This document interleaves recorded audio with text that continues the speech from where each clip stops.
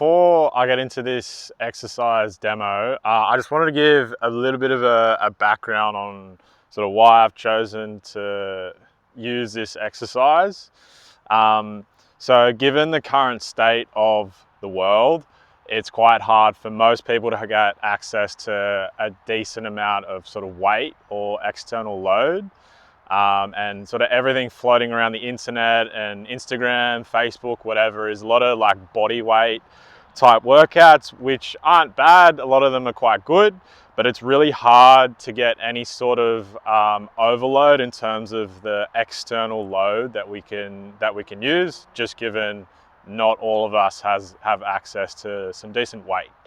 So a really good way for us to add intensity into our training in terms of external load is to do what's called, an overcoming isometric. So basically what we're doing is we're utilizing a towel today, okay, for this one particular exercise. And we're gonna be using it in a way that kind of puts us in a position where we can't actually move, but we're going to be resisting against the towel as hard as we can, so we can get some good stimulus in terms of how much force we're actually putting down into the ground, which can hopefully start to replicate us not having access to a lot of external load, but can still give us the stimulus of putting a lot of force into the ground. Okay, so the way we're going to set up, grab a nice towel. You just want to wrap it sort of nicely at each end so that you can grip onto it pretty nice. Okay, and the way we're going to set this up, I'm going to give everyone a side angle. Okay, you're going to have your feet keeping the towel down.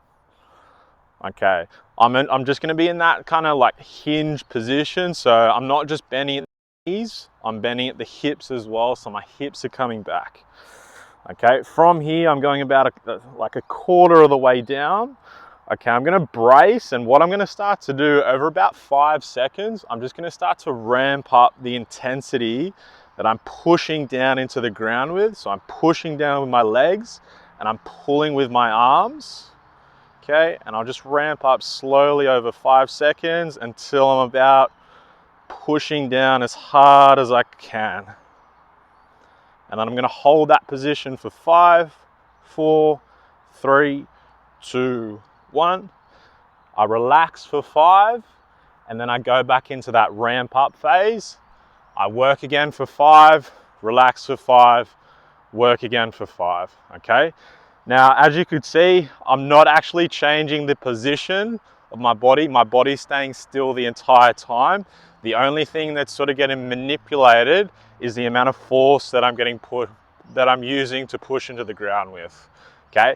Last big thing with any sort of isometric work like this, for us to be getting the bang for our buck out of it, we want to make sure there's a lot of really good intent into it, okay?